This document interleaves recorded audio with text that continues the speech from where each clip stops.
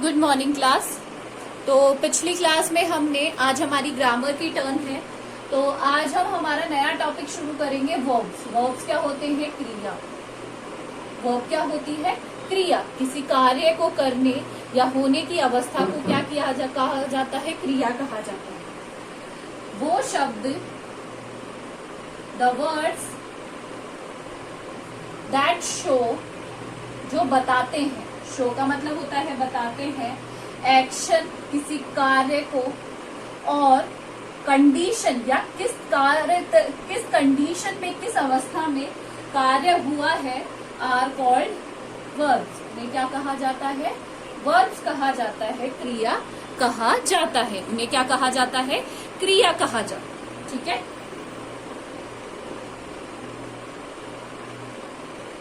For example, अगर हम बात करें एग्जाम्पल की, तो अनु वर्क्स हार्ड।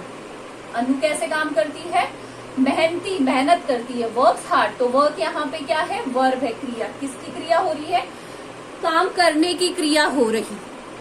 दूसरा है द गर्ल्स आर डांसिंग। लड़कियां क्या कर रही है? डांस कर रही है। क्या कर रही है? Are dancing. तो किसकी क्रिया हो रही है? डांस करने की, तो उसे कहा जाता है क्रिया। तो जो वर्ड जो बताते हैं हमें कि कोई भी काम किस तरीके से हो रहा है या किस कंडीशन में हो रहा है, उन्हें क्या कहा जाता है? वर्ब कहा जाता है। क्लियर? ये डेफिनेशन आप लिख लीजिएगा। अगली है हमारी kinds of verb. Kinds of verb यानी क्रिया के प्रकार। वैसे basically there are two kinds of verb. कितने तरीके के वर्ब है? There are two kinds of verb. कितने तरीके के वर्ब है? दो तरीके की क्रियाएं हैं। सबसे पहला होता है किसी भी सेंटेंस में मेन वर्ब यानी मुख्य क्रिया। मेन वर्ब को क्या कहा जाता है? मुख्य क्रिया। किसी भी काम को करने में या किसी को कार्य को होने में जो काम एक्चुअल में हो रहा होता है, द वर्क बीइंग डन, जो काम उसमें हो रहा होता है, उसे कहा जाता है मेन वर्ब। उसे क्या कहा जाता है? मुख्य क्रिया। जो मुख्य रूप से जो कार्य हो रहा होता है उसे क्या कहा जाता है? Main verb. फॉर एग्जाम्पल से समझते हैं इसे हम। द टीचर टीचर्स अस। यहाँ पे किसकी क्रिया हो रही है? पढ़ाने की। किसकी क्रिया हो रही है? मेन काम क्या हो रहा है? पढ़ाने का। और यहाँ पे टीचर क्या है? सब्जेक्ट है।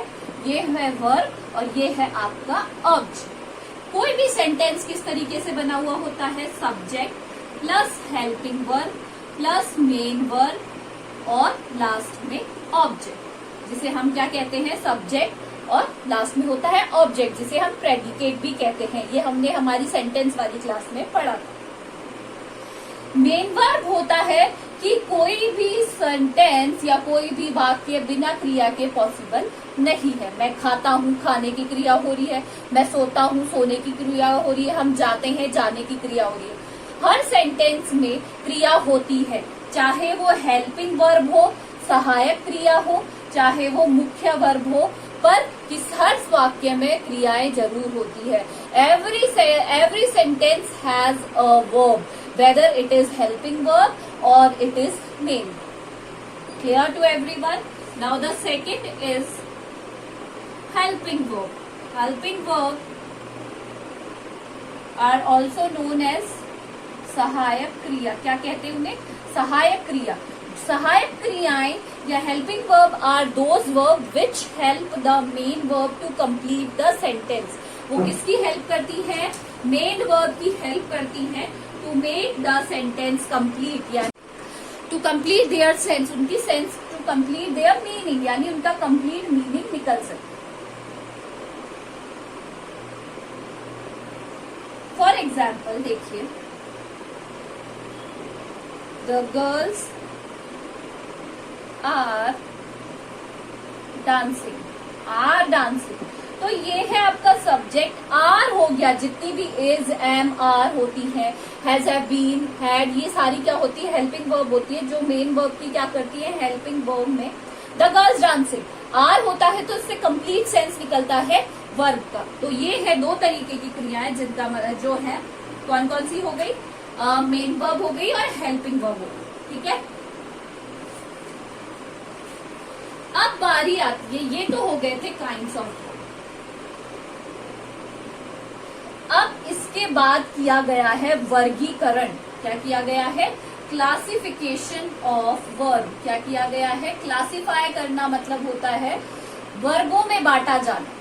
ठीक है, प्रकार अलग होते हैं, वर्ग अलग होते हैं, आपको पता है ये बात। सबसे पहले है, दो पार्ट होते हैं ट्रांजिटिव।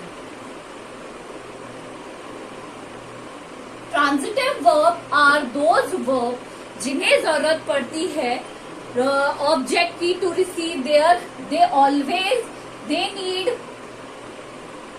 N object. उन्हें किसकी जरूरत पड़ती है, ऑब्जेक्ट की, टू मेक देयर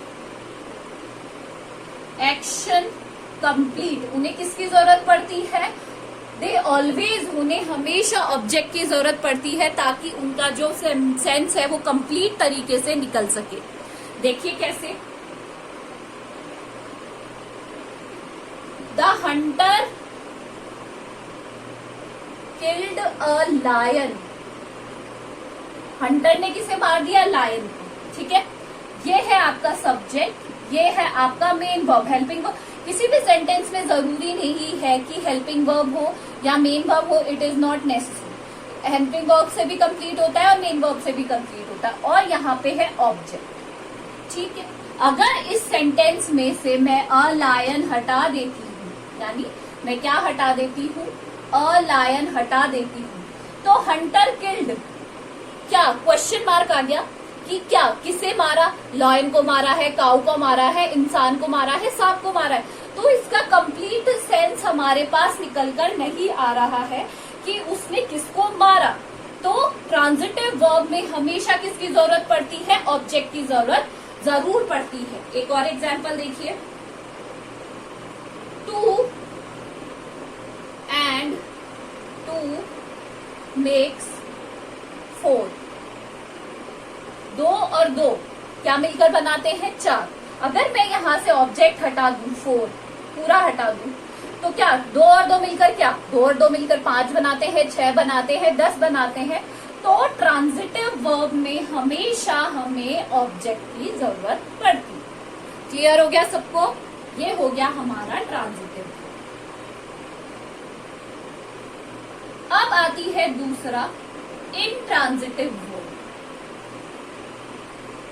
क्या आ गया, इंट्रांजिटिव वर्ब। इंट्रांजिटिव वर्ब बिल्कुल किसका अपोजिट होता है, ट्रांजिटिव वर्ब का।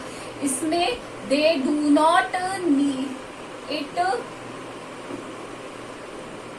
Doesn't need an object. इससे ऑब्जेक्ट की जरूरत नहीं होती है। For example, the child cries loudly. जो बच्चा है वो कैसे रो रहा है, तेज रो रहा है। अब मैं अगर यहाँ से लाउडली हटा दूं तो क्या फर्क पड़ेगा, सेंटेंस में कोई फर्क नहीं पड़ेगा। द चाइल्ड क्राइज, बच्चा रोता है। अब वो धीरे रोए, तेज रोए, इससे कोई फर्क नहीं पड़ता, क्रिया जरूर हो रही है।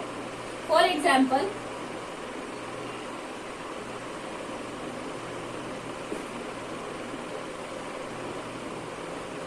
तो इनको कभी भी जरूरत नहीं पड़ती है ट्रांजिटिव वर्ब को to make the sentence complete. ठीक है, अब है, तो ये हमारे दोनों टाइप के हो गए हैं। ये है क्लासिफिकेशन ऑफ वर्ब, ये वर्ब की क्लासिफिकेशन है। कल हम इनकी एक्सरसाइज करेंगे। Okay, thank you.